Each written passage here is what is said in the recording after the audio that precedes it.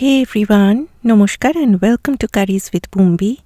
On today's menu is a paneer recipe using green peas, which I have made in a little different way. So you may want to give it a try if you are bored of making that same Matar paneer repeatedly. Along with that, I will also be making a recipe with potatoes, green onions and garlic. I've got some very fresh green onions at our grocery store, so I thought why not make a sabji with them. I plant the ends with the roots in the soil in a container, and they grow back beautifully. Have you tried this method? Let me know in the comment section. I should have put a damp paper towel under my wooden cutting board, as you can see it to be dancing, but Bumbi is lazy today. I keep the top green leaves separately as they will go right at the end of the cooking.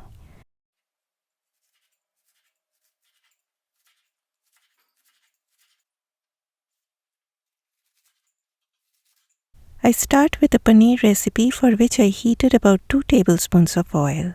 I added onions, ginger, 3 green cardamoms, 3 to 4 cloves and a small cinnamon stick.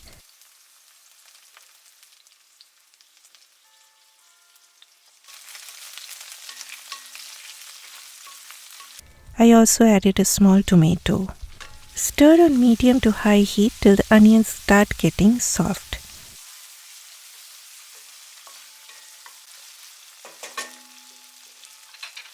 Next, switch off the heat and transfer everything to a bowl. Allow them to cool down completely and then transfer them to your blender, along with 2 heaped tablespoons of plain unflavored yogurt,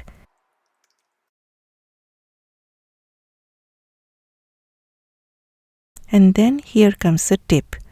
I add 4 to 5 large cubes of paneer.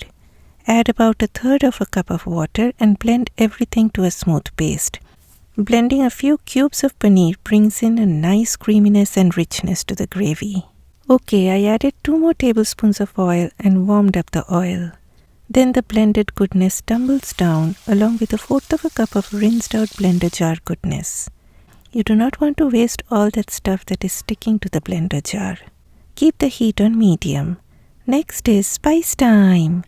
Half a teaspoon of turmeric powder, 1 heaped teaspoon of kashmiri chilli powder and 1 teaspoon of ground cumin.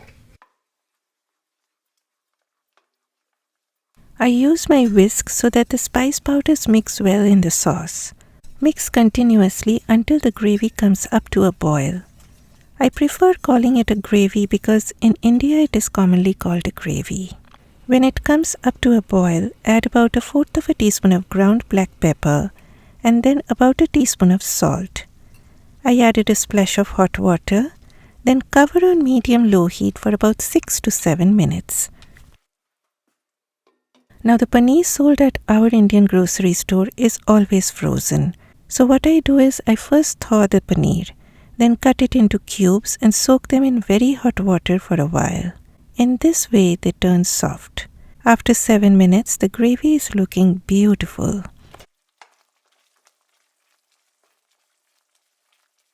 Do a taste test. I added about half a cup of hot water. I also felt the need to add little more of chilli powder and a teaspoon of sugar to balance the flavor.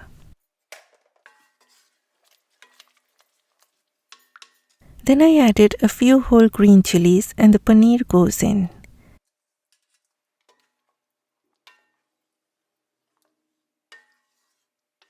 Next, a good amount of frozen green peas tumble down. Cover on low heat for about 6 to 8 minutes.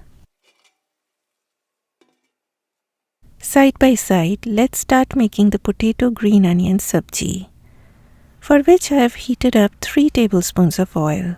Once the oil turns hot, lower the heat to low and add half a teaspoon each of cumin seeds and black mustard seeds. Always allow the mustard seeds to splutter, only then they will become flavorful. Then chopped garlic. Do not chop them too fine because then they will burn. I also added 2 small dry red chillies. Add the potatoes, stir them on high heat, then lower the heat to medium and cover them for a few minutes.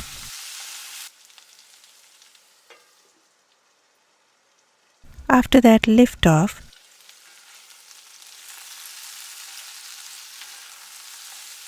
Add the white parts of green onions.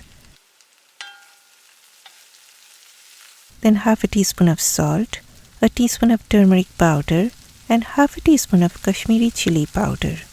You can also use paprika instead of chilli powder. Again, cover on medium to low heat till the potatoes turn soft. Let's check on the paneer now. Ooh, look at that beautiful color. And let me show you the gravy. It has this nice creaminess and richness to it, which is due to the combination of pureed paneer and yogurt. So do try this method next time you make paneer. If you do not want to use yogurt, you can also use coconut milk, or you can also increase the quantity of tomatoes. Then a generous shower of coriander leaves and you are done. The potatoes have turned soft, so now add the greens of green onions.